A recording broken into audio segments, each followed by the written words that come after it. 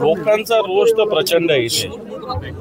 लोक एक तर जो लेंडी प्रकल्पाचं काम पाहणारे जे अभियंता आहेत तिडके यांच्यावर प्रचंड रोष आहे। त्यांनी ज्या पद्धतीनं गावाला मिसगाईड करून या गावाला फसवलेलं आहे आणि फसवणुकीच्या प्रकारातून या गावातल्या 5 लोकांचे जीव गेलेले आहे। लोकांची भावना अशी की तिडकेवर सदोष मनुष्यवधाचा गुन्हा दाखल झाला पाहिजे, कारण त्याचे व्हिडिओज काही समोर आहे, काही बैठकीचे इतिवृत्त आमच्या समोर आहेत आणि निश्चित अशा पद्धतीनं जे अधिकारी आहे बेजबाबदार आणि बेमुरवतखोर असे दोन्ही, नुसते बेजबाबदार नाही बेमुरवतखोर पण आहेत।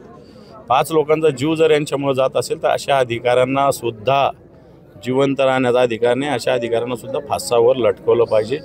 म्हणून मी आता DYSP साहेबांना या 5ही कुटुंबाचा अर्ज घ्यायला सांगितलेला आहे, त्यांच्यावर गुन्हा दाखल झाला पाहिजे, ही भूमिका आमची पण आहे।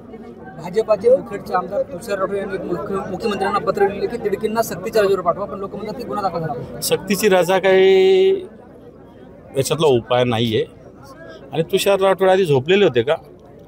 त्यांचा मतदारसंघ आहे, असे सगळं काम होतं आहे, तेव्हा झोपलेले होते का? आता पत्र पाठता जागे झालेले, 5 लोकांचा जीव गेला म्हणून हे सगळे नाटकबाजी मंडळ करतात, मी त्याच्यात जात नाही। परंतु सक्तीची रजा नाही, सदोष मनुष्यवधाचा गुन्हा तिडकेवर दाखल झाला पाहिजे आणि सदोष मनुष्यवधाचा गुन्हा दाखल झाल्यावर आपोआप त्याला रजा काय, त्याला घरीच बसावं लागेल। पूरग्रस्तांना राहण्यासाठी तात्पुरते 3 शेड उभारले जातात, त्याच्यामध्ये भ्रष्टाचाराचा आरोप केला चिखलीकरांनी, आमदार चिखलीकर।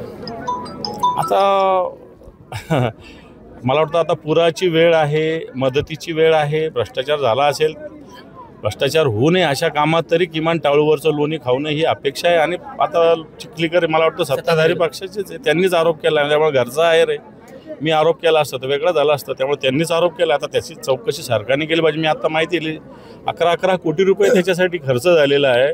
तिथं ना टॉयलेट आहे, ना बाथरूम आहे, ना काही अन्नपदार्थ शिजवण्याची व्यवस्था आहे, ना खाली फ्लोरिंग काही आहे, ना वरती काही आहे आणि 11 कोटी रुपये खर्च आहे।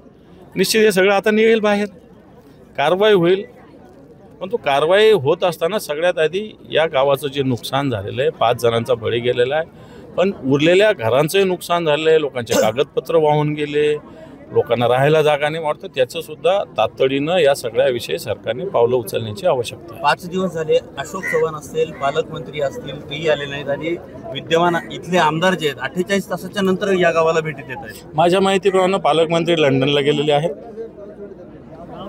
आणि त्यांना इथल्या प्रश्नापेक्षा लंडन महत्त्वाचं वाटतं।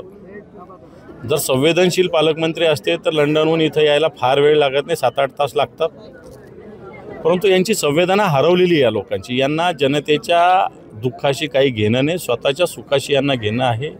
अशोकराव चव्हाण पण माझ्या माहितीप्रमाणे लंडनलाच आहे। नुसते नांदेडचे नेते स्वतःला म्हणून घेतात, पण नांदेडची जनता टाहो फोडते, परंतु त्याच्याकडे त्यांचं लक्ष नाही। अशोक चव्हाण इकडे आले नाहीत, आज नांदेडमध्ये गौतमी पाटील यांचा कार्यक्रम आहे दहीहंडीचा, त्याचं उद्घाटन करणार आहे। चांगलं आहे ना, गौतमी पाटीलच त्यांना सगळ्या गोष्टी करणार आहे। इथं या सगळ्या मंडळीचे हाल म्हणा एकदा येऊन, गौतमी पाटलाचे बघण्यापेक्षा मला या जनतेचे हाल त्यांनी येऊन बघितले पाहिजे, त्यांना न्याय मिळवून दिला पाहिजे। लाखो एकर जमीन शेती वाहून गेलेली आहे, शेतकऱ्याचे अनेक जनावरे सुद्धा मेलेले आहेत। हे पहा, शेती खरडून गेली आहे, पूर्ण शेतीच वाहून गेलेली आहे। पीक आता सोडा, शेतीच वाहून गेलेली आहे। जनावरं कित्येक लोकांची, आता मी दुसऱ्या गावात जाणार तिथे एक जणाच्या 40 म्हशी, एक जणाच्या 10 म्हशी वाहून गेल्या, बाकीचे तर अनेक जणांच्या गायी बैल वाहून गेलेले। आता सरकार काय काय NDRFच्या निकषात आणि अन्य निकषात काय काय बसतं पाहू, परंतु या सगळ्या लोकांना ताबडतोब मदत सरकारने देण्याची आवश्यकता, कारण अतिशय सामान्य जीवन जगणारी जनता या भागात आहे आणि त्यांना न्याय सरकारकडून पाहिजे। मुंबई गोवा महामार्गावर खड्ड्याचं साम्राज्य पसरले, तर काँग्रेसच्या आदित्य ठाकरेंनी सुद्धा टीका केली, जमिनीवर चंद्र दाखवण्याचं काम सरकारनं केलं असं त्यांचं म्हणणं। सत्य, मुंबईत काय पूर्ण महाराष्ट्रातच आत्ताच्या घडीला खड्डे साचलेले आहेत आणि त्याच्यामुळं मुंबईत जाऊन बघा, खड्डे। मुंबई गोवा मार्ग 12 वर्षांनी काम होत नाही, वाटतं याचं काही सांगण्याची आवश्यकता नाही। महाराष्ट्रातील ताज्या बातम्यांसाठी बघत रहा टाइम्स टुडे 18 न्यूज। सोबतच शेअर करा, सबस्क्राईब करा आणि बेल आयकॉन प्रेस करा।